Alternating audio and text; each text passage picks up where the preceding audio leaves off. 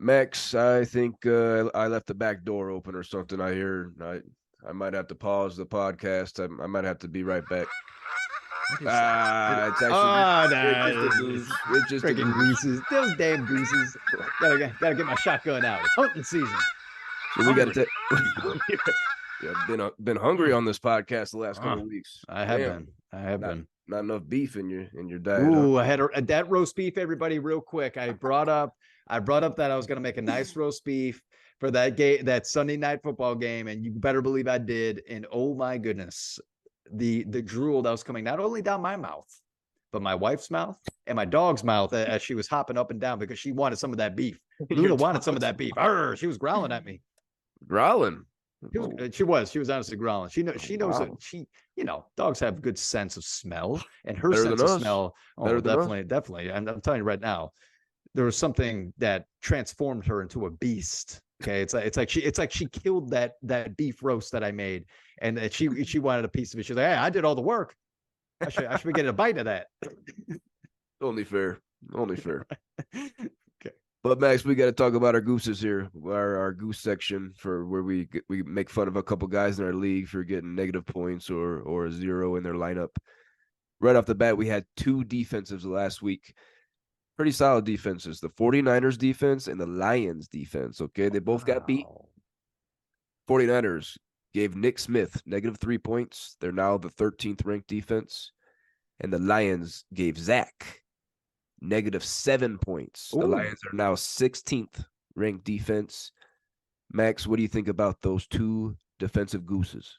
Man, I'm gonna tell you, defense. I mean, I guess defense has always been a toss-up for fantasy seasons, but normally I feel like we find a team that is pretty consistent, but defense has been so inconsistent this year. I have Dallas, and Dallas had 35 points the first week with 2 touchdowns, 16 points the second week, and then they go down to -3. And then the past few weeks after that, they have not been very good. So, defense is just sometimes you might just have to play the waiver wire.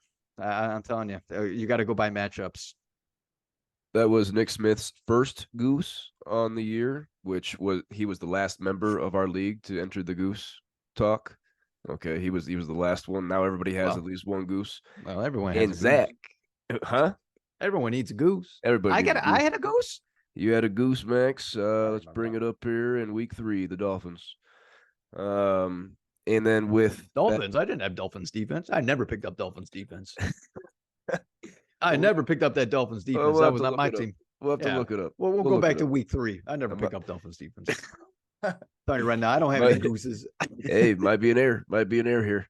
But with that goose for Zach, he's actually the goose leader this year with 5 gooses in 7 weeks, Max. Oh 5 my gooses for goodness. Zach. Yeah. Oh my goodness. One more goose from last week we got to bring up was Cole Kmet. Now, he wasn't started in our league, but Okay. he was probably started in a lot of leagues. He's now tight end 8 after this goose. Max, he had 0 targets in that 30 to Oh my 12 god. wins over the Raiders. 30 to 12 they won, and he had 0 targets. He's got This three targets in the last 2 weeks. What are you doing with Cole Kmet?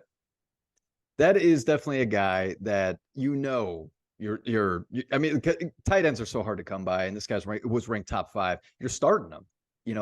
Luckily enough, I think it's Kelly that has 2 other tight ends. Yeah. All right, okay. I did have a goose. It was the Cowboys defense. They gave me -2. It's Cowboys, okay, not the Dolphins.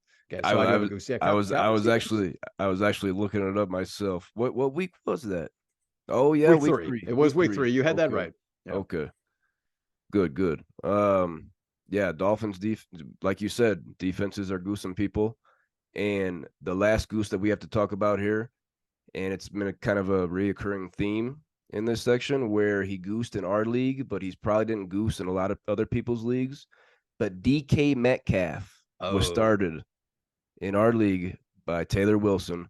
Now, if you watched this show, the Don't Tell Mama Sports podcast last week, he was in this section for starting Miles Sanders, who was ruled out on a Friday morning. Okay.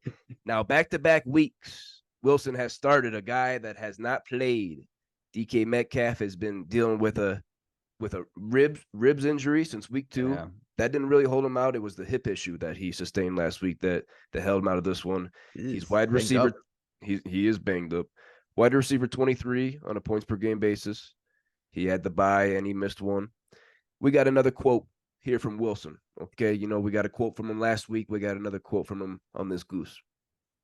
Quote, I'm on a little trip to Portland, and I checked the night before for his status, and he was good to go and was projected 10 plus points. I didn't see the alert that said he was out until his game had already started. Fuck me, I guess. End quote. Max, what's your opinion on this, on Wilson leaving back-to-back weeks, a guy that's hurt in his lineup gets a goose? What's your opinion on that? I think someone wants to be the queef of the league is what we're talking about right here. I think that we have a genuine queef, and when you drive down to Portland, it probably smells like queef because I understand that city is a shithole as well. There's a lot of shithole cities lately. We could talk about that another time, but when you got a whiff of queef right in your face, sometimes you just can't think right. You can't see right. Everything's blurry. Your eyes are watering. Yeah, Queef Wilson, man. That's what's going to happen. Apparently, we got a runner up for the queef. I think we definitely got a nominee for the queef of the year right here. If he makes the playoffs, I'll be surprised. He's 2-5 right now. ESPN's given him a 14% chance to make the playoffs. So Oof. I'll take my chances and say he's going to be in the queef playoffs. He might be having a dinner date with a teddy bear. Okay.